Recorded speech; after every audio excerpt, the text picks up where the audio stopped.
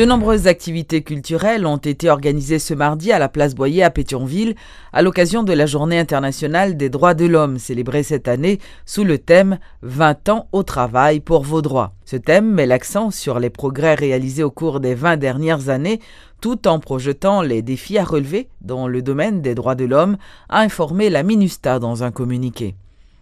La représentante spéciale du secrétaire général des Nations Unies en Haïti, Sandra Honoré, a indiqué qu'au cours de ces 25 dernières années, le droit à la liberté d'expression a connu une forte progression et évolution.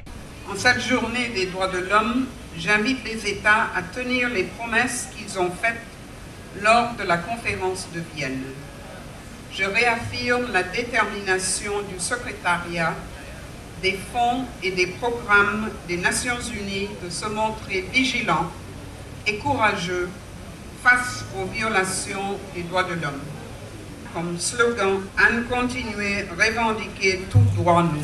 En contemplant le domaine des droits de l'homme en Haïti, au cours de ces 25 dernières années, il convient de noter que depuis la fin de la dictature, le droit à la liberté d'expression a connu une forte progression et évolution, et on a vu l'introduction d'une période dans laquelle l'État haïtien a graduellement permis aux citoyens haïtiens de jouir de leurs droits à la liberté d'expression et par ce fait d'exprimer les opinions et de revendiquer leurs droits. La Déclaration universelle et la Déclaration de Vienne consacrent toutes deux le droit à la liberté d'expression.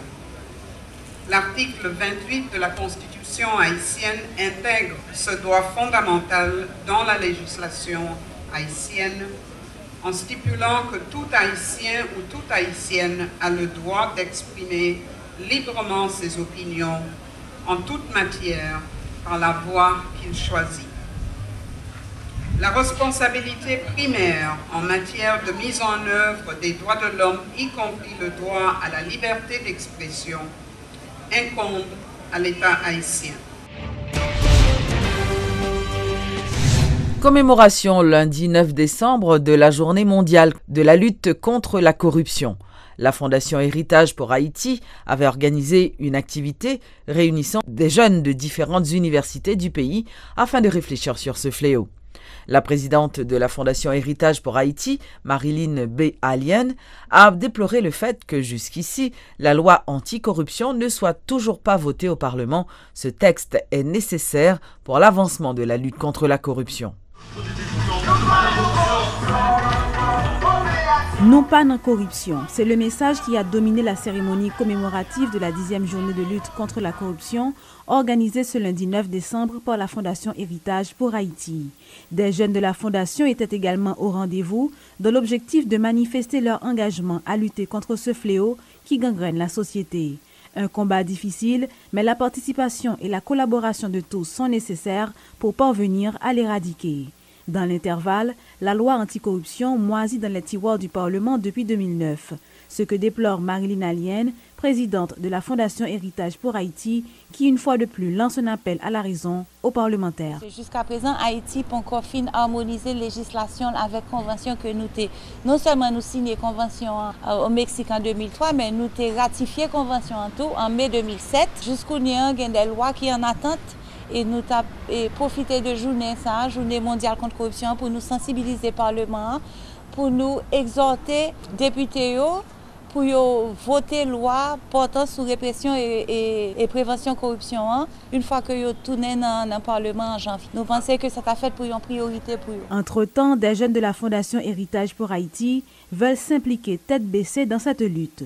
Issus de différentes universités du pays, ils se disent motivés et déterminés à entreprendre des actions qui puissent aider à préserver le pays de la corruption. La sensibilisation, c'est un bagage qui est facile. Au cas parler là, je dis qu'il faut toujours continuer jusqu'à ce que nous finissons par comprendre la réalité. Que ce soit dans le secteur privé, dans le secteur politique, dans tout secteur dans le pays, nous tous jeunes, il faut nous commencer conscients de l'État, conscients des pays, pour nous dire que nous faisons mea culpa, pour nous prendre l'autre chemin pour pays nous capables de changer. La lutte contre la corruption, une cause nationale pour qu'Haïti sorte enfin du peloton de queue des pays les plus corrompus au monde. Rappelons que dans l'indice 2013 de la corruption rendu public au début du mois par Transparency International, Haïti est classé en 163e position sur 177.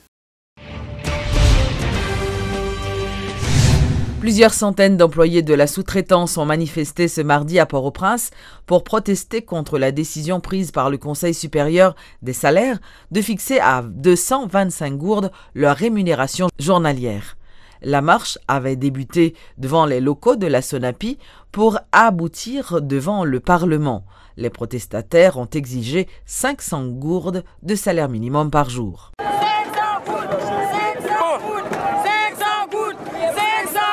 Ils étaient plusieurs centaines, ces ouvriers et syndicalistes qui ont marché du parc industriel Sonapi jusqu'au bicentenaire pour se masser finalement devant les locaux du Parlement. Là, ils ont protesté contre la décision du Conseil supérieur des salaires de fixer à 225 gourdes leur rémunération minimale. Ces employés des usines de la Société nationale des parcs industriels ont appelé les parlementaires à défendre leur cause en forçant le CSS à se rétracter. 300 gourdes, c'est la somme que devrait atteindre, depuis le 1er octobre 2012, le salaire des ouvriers qui travaillent à la pièce, précise cet syndicaliste. Aujourd'hui, ces travailleurs réclament 500 gourdes par jour, bien loin des 225 proposés par le CSS, une somme bien trop faible, selon eux, pour subvenir à leurs besoins. 225 gouttes là, c'est inacceptable. Nous-mêmes, nous demandons 500 gouttes et avec accompagnement social. Mais nous connaissons 500 gouttes là, nous pouvons négocier. Mais il n'y a pas qu'à 225 gouttes. 225 gouttes, c'est non. 300 gouttes là, c'est pour salaire production.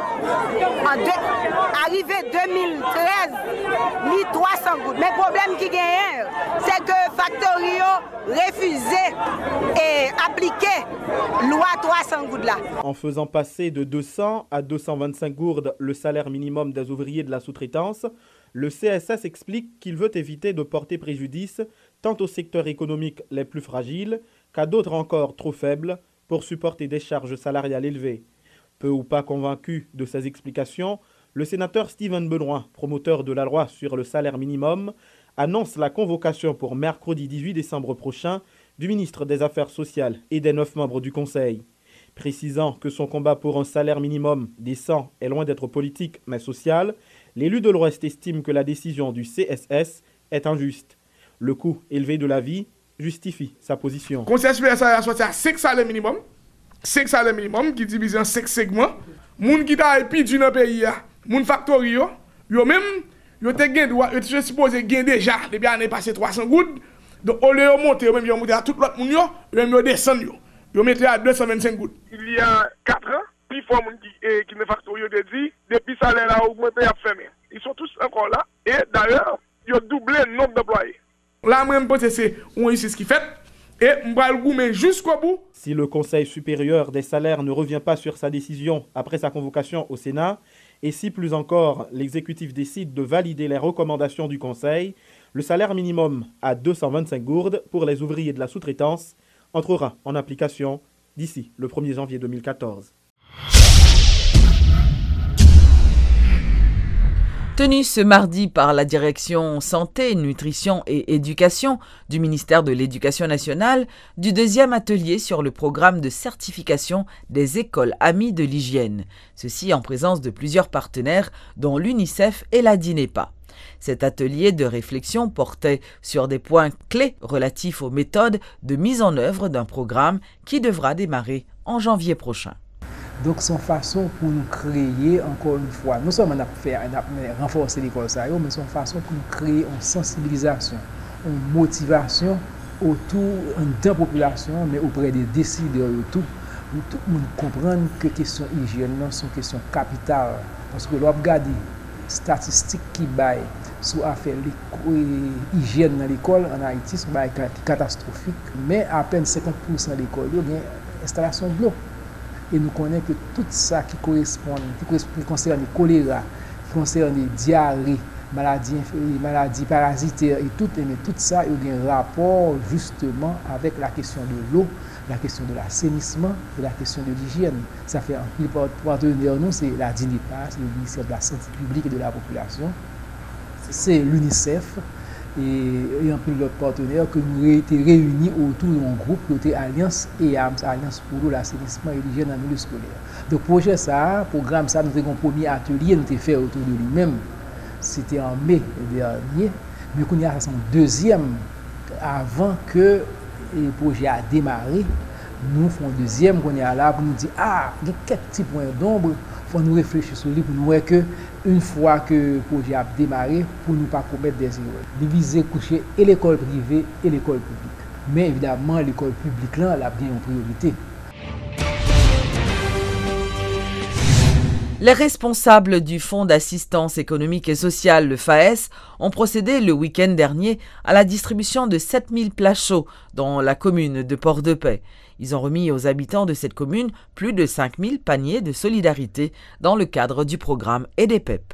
Nous allons dans le quartier qui est plus vulnérable, côté que nous joignent des membres d'organisations, d'associations de base, nous baillons des cartes et ils-même ils font distribution et là qu'on a dans le local ça, ils viennent prendre manger tranquillement, pas de laisser frapper comme vous pouvez remarquer, pas même la police, parce que bon ici à son paquet de monde civilisé nous gagnons. Et comme vous êtes capable de remarquer, tout ce paquet de femmes, pour dire que les gens pas tellement trop femmes, alors nous obligés de camper de côté pour nous capables de support et nous profiter de l'occasion pour nous remercier le gouvernement Martin Lamotte pour le beau travail qu'il a fait pendant qu'il a la population tout support d'accompagnement.